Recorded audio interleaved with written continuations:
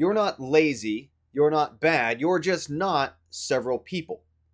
And I mention this today because so often what ends up happening is, I come to this from a game development angle, as always, but it's something that I've seen across so many other fields that it's worth putting out on this channel, which I know reaches not just game developers anymore. But so often when we feel like our work is inadequate, what we're producing is not good, what's really going on is we're comparing our work as an individual, as a solo person trying to juggle everything ourselves, to the work of what's really several people. At minimum 2 or 3, quite often 5 or more. But what's happening is there's various kinds of effects that wind up kind of hiding others or their contributions behind the scenes. One of the great examples that I love for this is I've got a friend who's a professional editor, has been her entire career, literally works world-class editing work internationally for newspapers, magazines, now television, scripts, and so on. And what she's mentioned is that if the general public saw what a professional writer produces before an editor gets their paws on it, you would be shocked. You would see it and say, well, I can do better than that. Because so much of what's happening that gives the writer the polish that puts their work at the professional level is the editor. And it's not to take away from the writer. The writer's obviously steering the ship, making smart calls about what to include or not to include in terms of what direction to take things. But the editor is a whole second human being whose pure energy and effort and devotion and energy is on how do we make that go to the next level in a way that no just lone individual is capable of doing. It's that extra level of polish on top that, again, is kind of hidden in a way of like, the editor's listed on the book, but how often do we recognize that that's such a key part of why that work is excelling? Whenever we see a funny person on the television, doesn't matter if they're a TV talk show host, in many cases probably comedians or otherwise, they're probably writers behind part of what's going on. And again, maybe stand-up, we have some cases where at least they're iterating on their own jokes, but there's a lot of behind-the-scenes other stories of what's going on there, of practice sessions and stuff. For most people that we watch on television and are entertained by, we're like, how are they so consistently charismatic? How are they so consistently saying things that's entertaining to us?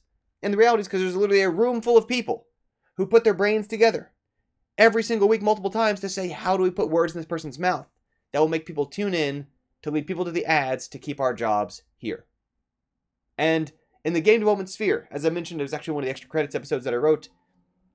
So often when we see a project that mainly has 1, maybe 2 names associated with it, there's like a cast of other names that they're probably in the credits, but you just don't really hear about because they were contractors, they were freelance, they're project by project, they maybe weren't making the creative calls on the project so much as doing art, doing music, doing code, doing elements of design, doing all kinds of other work that's significant, that adds up in a way that if you're comparing your work as a solo person to that, it's just a ridiculous feat.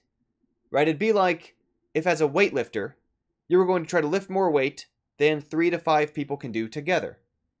Like you could be world class and still easily outmatched by 3 to 5 pretty average individuals on the spectrum of strength.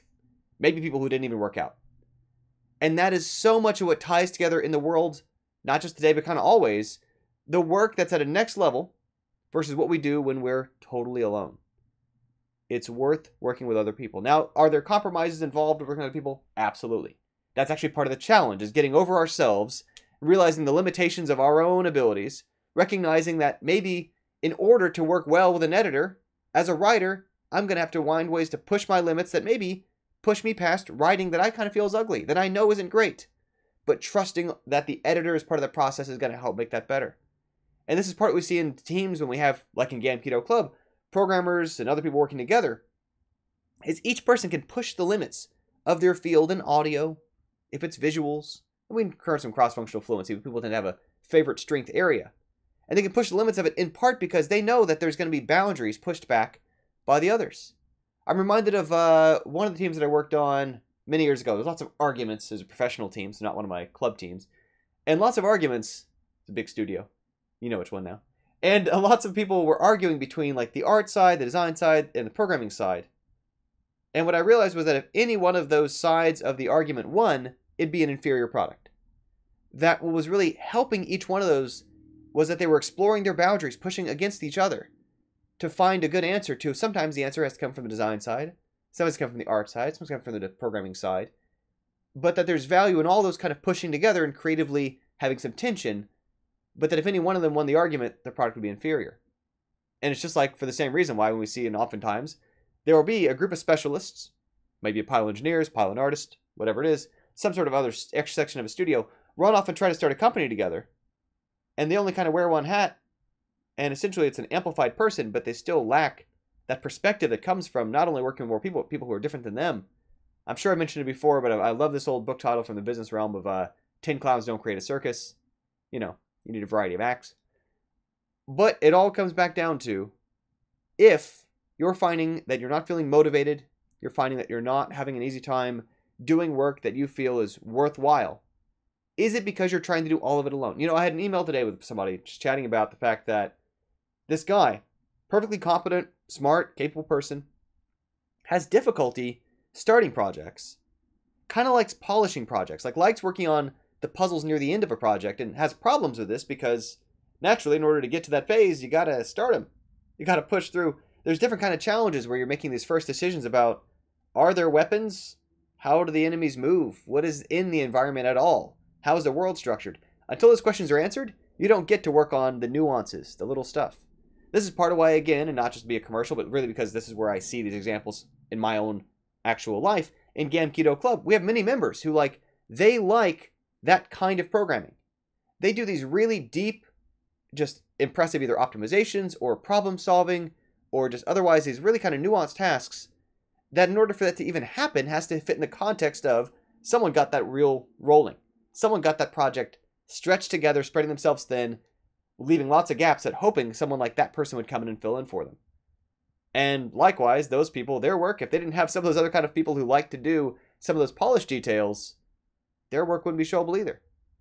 That it's all about the fact that until you find someone else with complementary strengths to you, somebody who's got complementary interests to you, people who you can be sort of cooperative with, communicate with comfortably, then you're going to see your work just go through the roof so much better. Part of why I do so much of what I do now with a group setting and these collaborative teams or whatever, as opposed to, obviously, I used to do one-on-ones. I still have maybe about a half dozen or so people I work with privately one-on-one. But for the most part, most people I work with today are in those sort of group settings, is because if someone only has a few hours per week, and that's the case for a lot of people, right? Got a day job, got other obligations, maybe full-time classes. A lot of people have a family that they're trying to help keep up.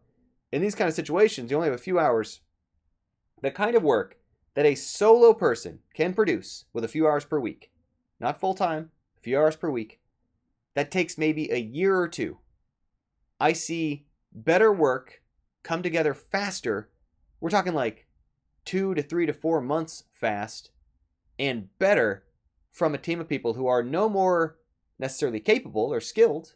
They're not somehow more motivated, but because they're working together on something. There's this huge multiplier effect, and it's not just 2 people get it done in half the time. It's not just 4 people get it done in a quarter of the time. It's not one of these mythical man month kind of problems either, because when there's some skill differentiation, when there's a little bit of sort of encouragement between one another, when one of the things I mentioned from my Get Yourself to Do things, not to mix the kind of video I'm chatting about today, but there's this effect that when we do something and what we're doing is helping others, it helps motivate us. And there's just so much power locked up in, if there's several people, you're going to do better. You're going to do so much better.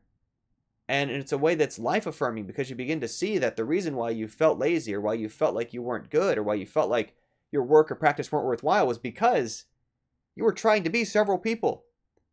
And nobody is several people. I've been making games for 20 years, and none of my solo projects are anywhere near as good by virtually any metric, except a couple exceptions notwithstanding, to the stuff that I've been able to do with teams, including teams that are literally in my club environments, people who are often beginners. Just better work comes out when there's more people involved. And yeah, again, there's compromises involved in making that work. There's trade-offs that we have to make and come up to, but that's where great stuff comes out of. And if it seems like there's one person that stuff's coming out of, again, there's usually more going on behind the scenes, usually more playing into where that content's coming from, being cleaned up by, going through, etc. In the case of, again, many online personalities, maybe again I'm kind of an exception, but also my viewership isn't humongous. But a lot of those personalities that we see on YouTube, just since that was a topic again recently, they also have other people helping them out with the process. Editing, planning content, promoting, crossovers, all kinds of other stuff. A lot of them have sponsorship networks. I decline all those. I decline another few today. I hate all that stuff. But anyway, getting off onto a tangent. That's the subject today. That's the point today. If you're trying to do all solo and feeling bad about motivation or not being able to do all of it yourself, Nobody does. Gotta find yourself some people to team up with. You'll be so much happier. You'll feel better about the stuff.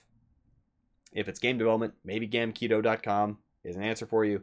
For a lot of people that I work with, it has been. So that's it for the day. Thanks as always for tuning in. Have an everybody fail tomorrow.